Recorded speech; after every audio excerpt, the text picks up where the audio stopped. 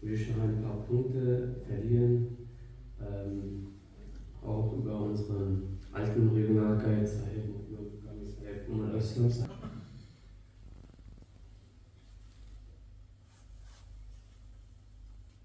پیارے خدام اور اطفال بھائیوں، السلام علیکم ورحمۃ اللہ وبرکاتہ۔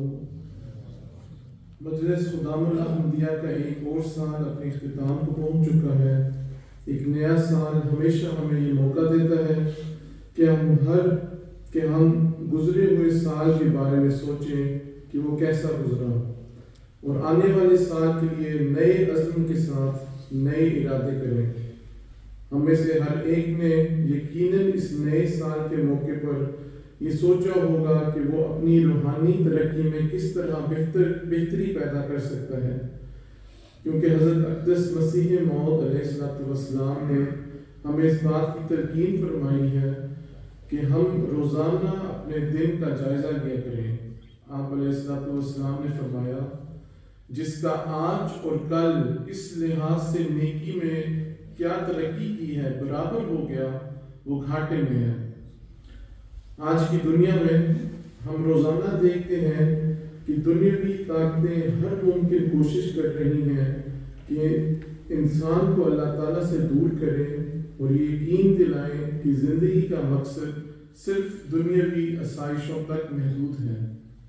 یہ اللہ تعالیٰ کا بے حد احسان ہے کہ اس نے ہم احمدی مسلمانوں کو اکیلا نہیں چھوڑ دیا، بلکہ خلافت کے ذریعے ہماری روحانی رہنمائی کے لیے ایک عظیم نعمت عطا فرمائی ہے۔ الحمدللہ۔ ہمارے پیارے حضور عید اللہ تعالیٰ بن نصر عزیز نے ہم جرمنی کے خدام اور اطفال کے لیے اس سال کا ایک نیا موٹو مقرر فرمایا ہے، اور اس طرف ہماری زندگی میں ہر قسم کی کامیابی کے لیے ہمیں ایک ضمانت دے دی ہے، اور وہ موٹو یہ ہے کہ نماز دین کا ستون ہے۔ پیارے بھائیوں، آئیے ہم سب اس سال یہ کوشش کرتے ہیں کہ نماز کے ذریعے اللہ تعالیٰ سے اپنی دوستی اور محبت کو مضبوط کریں، کیونکہ یہی وہ واحد سہارا ہے جو ہمیں ان طوفانوں سے بچا سکتا ہے جو آج ہر جگہ ہمارے ارد گرد پھیلے ہوئے ہیں۔ آئیے آج ہم اللہ تعالیٰ سے یہ وعدہ کرتے ہیں کہ ہم اپنی پوری کوشش کریں گے کہ آئندہ کبھی کوئی نماز نہ چھوڑیں۔ آئیے ہم آج اللہ تعالیٰ سے دعا کرتے ہیں کہ وہ ہمیں نماز میں ایک بار وہ بے مثال لذت عطا فرما دے، جس کے بعد ہم پھر کبھی اللہ کی اس رسی کو نہ چھوڑیں۔ اللہ تعالیٰ خدام الاحمدیہ جرمنی کے نئے سال کو اپنی خاص برکتوں سے نوازے اور کامیاب فرمائے۔ آمین۔